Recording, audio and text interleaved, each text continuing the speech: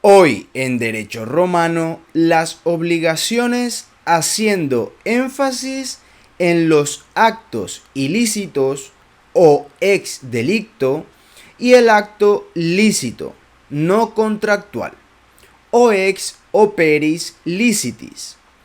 Un recorrido por la complejidad jurídica del derecho romano. Introducción al panorama de las obligaciones romano-jurídicas.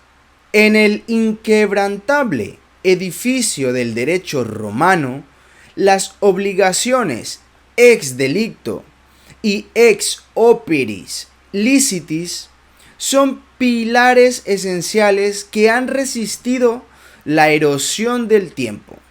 A través de esta exploración, invocamos a los inmortales jurisconsultos romanos, como son Ulpiano y Papiniano, para discernir estas categorías y entender sus resonancias en la jurisprudencia contemporánea.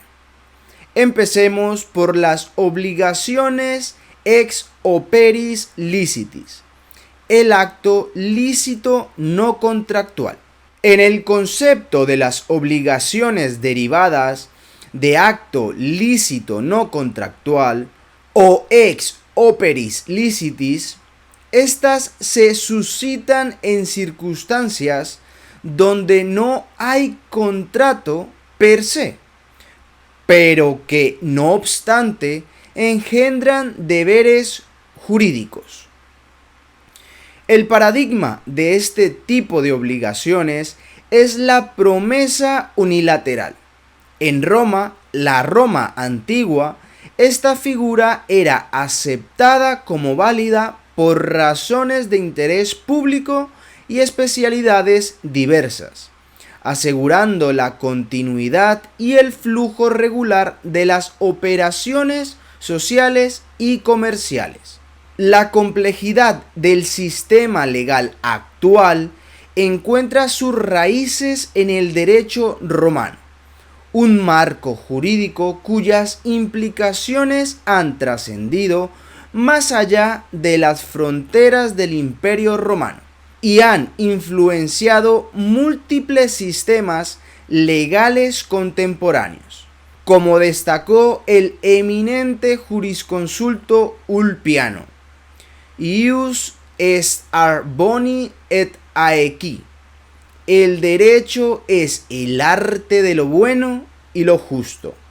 Una afirmación que resalta la importancia moral y ética incrustada en la esencia del sistema legal. En particular, la concepción de obligaciones ex delicto y ex contractua han evolucionado, pero siguen manteniendo sus fundamentos romanos. Según el Digesto, un compendio de jurisprudencia romana, las obligaciones ex delicto se conciben como aquellas que surgen de un acto ilícito, dando lugar a las necesidades de reparación. Este concepto fue también sustancialmente analizado por Gallo en sus Instituciones, donde examinó los distintos tipos de delitos y sus correspondientes obligaciones reparativas. Por otro lado, las obligaciones ex contractu se originan en un acto lícito y consensual entre partes, una noción que ha sido objeto de extensa interpretación y debate desde los tiempos de los romanos hasta la modernidad. Aquí es pertinente citar a Papiniano, cuyo comentario en el Digesto sobre contratos, los contractus, argumenta que estos son actos legales que se establecen por consentimiento. La integración de estos conceptos en el sistema jurídico contemporáneo es una evidencia palpable de la robustez y la perennidad del derecho romano. No obstante, la interpretación y aplicación de estas categorías han sufrido modificaciones sustanciales, debido en gran parte al desarrollo socioeconómico y a los cambios en las normativas legales.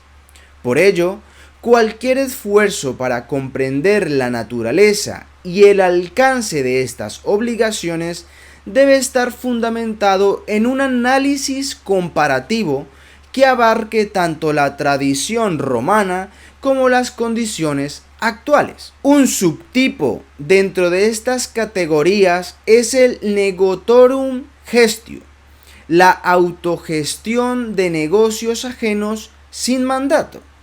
El gestor, por su intervención autónoma, tiene la responsabilidad de llevar la actividad a buen término, mientras que el titular del negocio debe indemnizarle por los daños o gastos incurridos.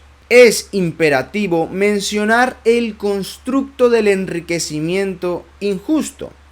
En Roma, este concepto ya formaba parte del imaginario jurídico y desembocaba en controversias cuando una parte se beneficiaba ilícitamente a expensas de la otra. La communio incidens representa un vínculo de propiedad comunal que emerge de circunstancias fortuitas, añadiendo otra capa de complejidad al paradigma obligacional. Dentro de la vastedad del derecho romano y su influencia en sistemas legales contemporáneos, conceptos como el negotorum gestio y communio incidens ocupan un lugar distintivo, pero a menudo son mal comprendidos o insuficientemente explorados. Para abordar estos conceptos con la profundidad que se merecen, primero es crucial definirlos de manera precisa. El negotorum gestio se refiere a la gestión de asuntos ajenos sin mandato, es decir, un individuo asume la gestión de un asunto que pertenece a otra persona sin su autorización. En el derecho romano, este acto generaba ciertas obligaciones legales para el gestor, sobre todo en lo que respecta a actuar con la diligencia debida y eventualmente informar al propietario del asunto. La raíz de este concepto se encuentra en las obras de juristas romanos como Ulpiano, quien explica en el Digesto que el gestor se obliga a restituir cualquier ganancia obtenida durante su gestión, a lo que se le llama omnia quae ex negotio gerendo accesirint. Por otro lado, la communio incidens trata de la copropiedad o tenencia conjuntas de un bien. Este concepto se desarrolla para tratar situaciones en las que un individuo tiene un interés legal en una propiedad o recurso particular. Las jurisprudencias romanas nos ofrecen múltiples ejemplos de cómo se dividían los derechos y las responsabilidades en tales casos, como se puede observar en las instituciones de Justiniano. Ambos conceptos, el negotorum gestio y el communio incidens, aunque enraizados en el derecho romano, han sufrido transformaciones y adaptaciones en el sistema jurídico moderno. La gestión de negocios sin mandato ha sido reconocida en el Código Civil moderno, bajo la figura del negocio jurídico, y la copropiedad se maneja ahora bajo una variedad de esquemas legales que incluyen las fiduciarias y las sociedades. El alcance y la aplicabilidad de los conceptos jurídicos del negotorum gestio y el communio incidens no se limitan al corpus del derecho romano, sino que han encontrado cabida en la jurisprudencia contemporánea, adaptándose a las nuevas circunstancias y desafíos de la vida moderna. Si hacemos énfasis en el negotorium gestiu, en la actualidad, sistemas legales basados en el derecho civil como el Código Civil francés o el BGB alemán incorporan este concepto bajo diversas figuras como el negocio jurídico o el mandato sin representación. En el sistema anglosajón, el concepto se asemeja a lo que se conoce como cuasi contratos, donde se impone una obligación legal a pesar de la ausencia del contrato formal. Aquí, la doctrina de enriquecimiento injusto a menudo entra en juego para evitar que el gestor se beneficie indebidamente de su intervención. En cuanto al concepto del communio incidens, en el derecho romano, la gestión de esta copropiedad se hacía de acuerdo con principios bastante estrictos. Sin embargo, las legislaciones modernas han ampliado y diversificado las formas de copropiedad. Por ejemplo, en los Estados Unidos, figuras como la joint ventures o las sociedades de responsabilidad limitada o LLC, este tipo de sociedades está muy popular en el día de hoy, ya que ayuda a diferentes empresas a gestionar mejor su capital y en un ámbito muy importante, la elusión fiscal, ya que permite acuerdos mucho más flexibles en cuanto a la gestión y la división de bienes comunes. En sistemas de derecho civil, la propiedad horizontal es otra manifestación contemporánea de este concepto, especialmente relevante en contextos urbanos. Lo que resulta particularmente fascinante es cómo estos conceptos surgidos en un contexto sociopolítico y económico tan distinto al actual han demostrado una versatilidad y una capacidad de adopción notables.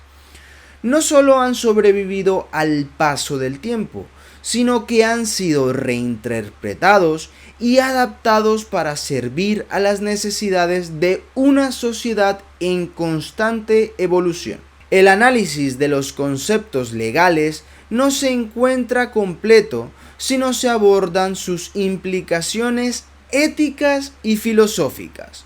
Los conceptos negotorum gestio y communio incidens no solo son constructos jurídicos que reglamentan aspectos de la vida social y económica, también reflejan la cosmovisión y valores éticos de la sociedad que los generó. En el caso del negotorium gestium, la autorización implica el acto de intervenir en asuntos ajenos sin el consentimiento previo. Esto sugiere una concepción social que valora la acción benevolente, aunque no solicitada.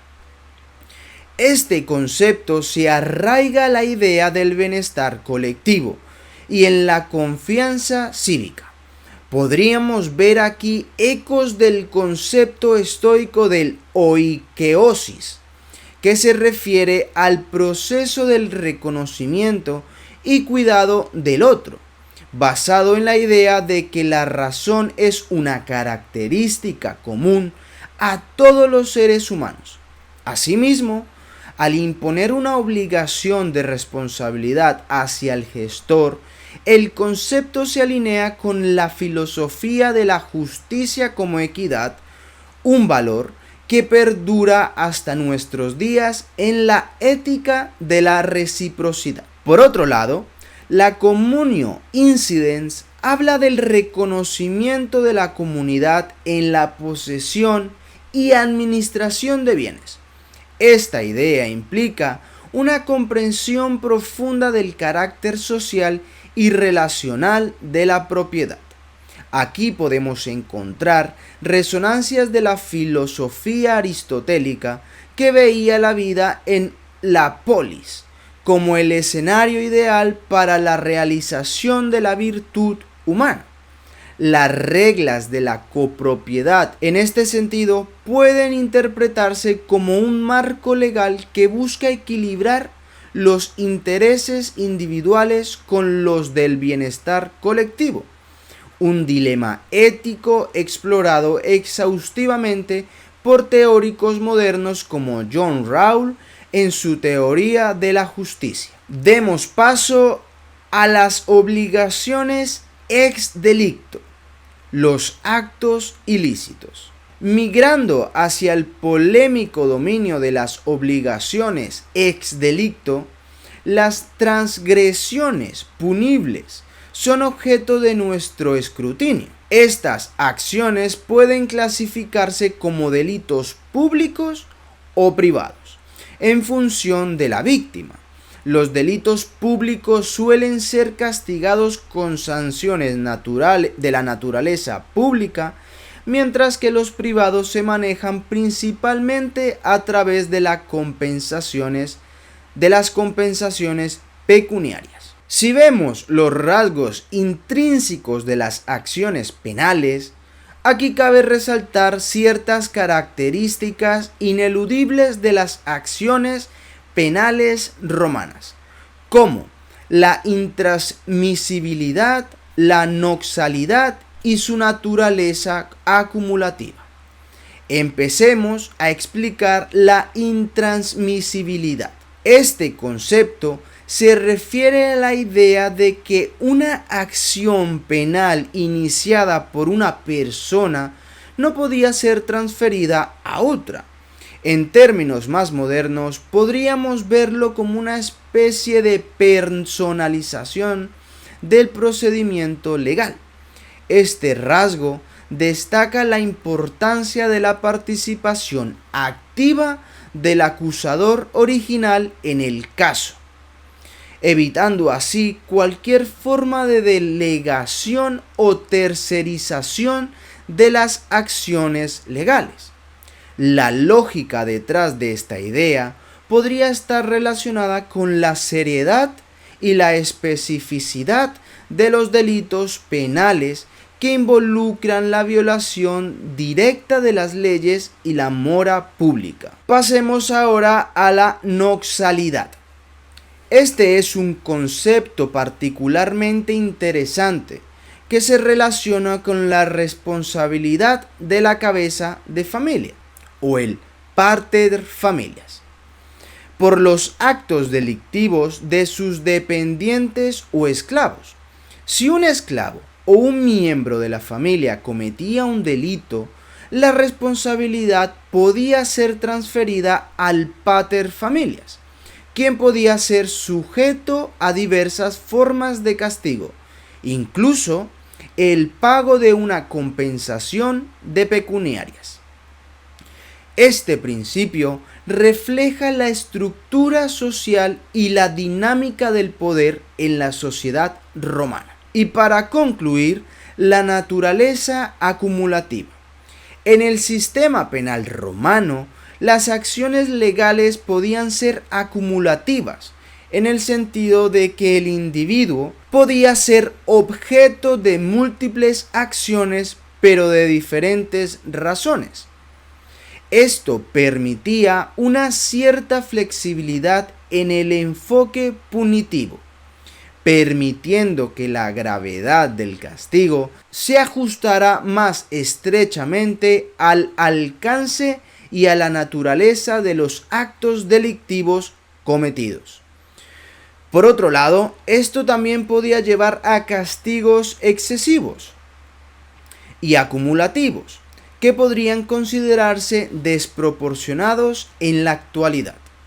Estas dimensiones no solo ofrecen un entendimiento más profundo sobre cómo Roma abordaba las cuestiones legales y punitivas, sino que también brinda un espejo a través del cual podemos examinar y cuestionar los fundamentos de nuestros propios sistemas legales contemporáneos. Al examinar estos conceptos, se vuelve evidente cómo las leyes no son entidades estáticas, sino sistemas dinámicos que reflejan las normas sociales, estructuras de poder y filosóficas éticas de su tiempo. La intransmisibilidad, por ejemplo, podía considerarse como un intento de preservar la integridad del sistema legal, evitando su banalización o explotación a través de las transferencias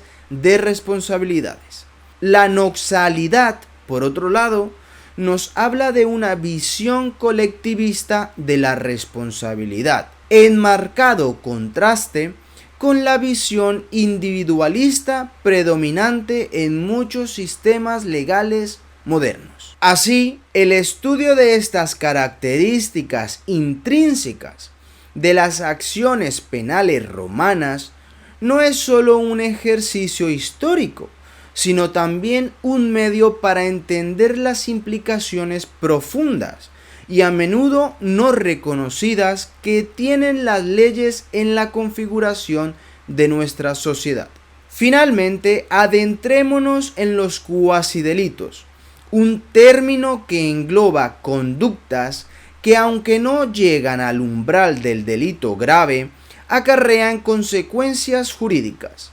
Los cuasidelitos, como la mala praxis legal y médica, ilustran la relevancia persistente de estos conceptos en el mundo jurídico moderno. Se podría concluir que las categorías de las obligaciones ex delicto y ex operis licitus del derecho romano no son meramente artefactos históricos, sino pilares fundamentales en la comprensión de los sistemas legales contemporáneos. La durabilidad y la adaptabilidad de estos conceptos atestiguan la robustez del sistema legal romano, que sigue siendo un faro de sabiduría jurídica incluso hoy en día. En la esfera de las obligaciones ex delicto, el principio rector es la necesidad de reparación y restitución tras un acto ilícito. Esto resuena con las teorías modernas de justicia restaurativa y se alinea con enfoques contemporáneos que buscan no solo castigar, sino también reparar. Por su parte, las obligaciones ex operis licitis representan una sofisticada comprensión de cómo pueden generar deberes jurídicos incluso en la ausencia de un contrato formal. Las manifestaciones modernas de este concepto, como el negotorum gestiu, demuestran la persistencia de esta idea en esquemas más contemporáneos. Dado que estos conceptos han demostrado una capacidad asombrosa para adaptarse a través del tiempo, merece una mayor exploración en la investigación jurídica futura. Podría ser especialmente útil realizar un análisis comparativo entre las interpretaciones modernas y las variadas formas en que estos conceptos se aplican a diferentes jurisdicciones y bajo diferentes códigos legales hoy en día. Además, sería pertinente abordar las complejidades éticas y filosóficas subyacentes. Por ejemplo, cómo se pueden reconciliar los ideales romanos de boni et aequi con las demandas éticas modernas en un mundo cada vez más complejo y globalizado.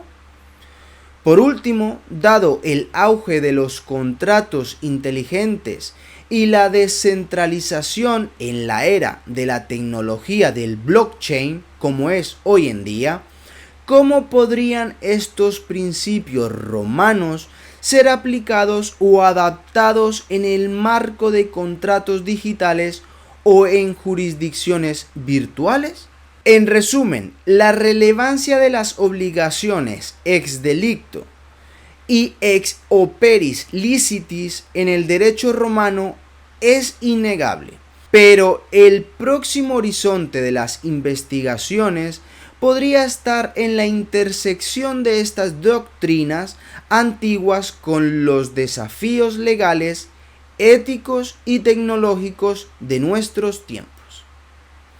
Ahora voy a dar paso a explicar las palabras que te harán el mejor jurista y un experto en derecho romano. En el derecho romano, la rei persecutoria era una acción legal que permitía al propietario recuperar una cosa que había sido robada o tomada ilegalmente por otra persona.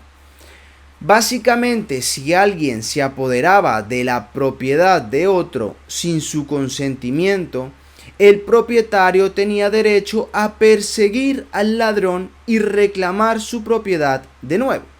La rei persecutoria se consideraba un acto personal, ya que solo el propietario tenía derecho a hacer valer esta acción. Esta acción legal se basa en la idea de que el propietario tenía derecho a la posesión de su propiedad y que nadie más podía tomarla sin su permiso.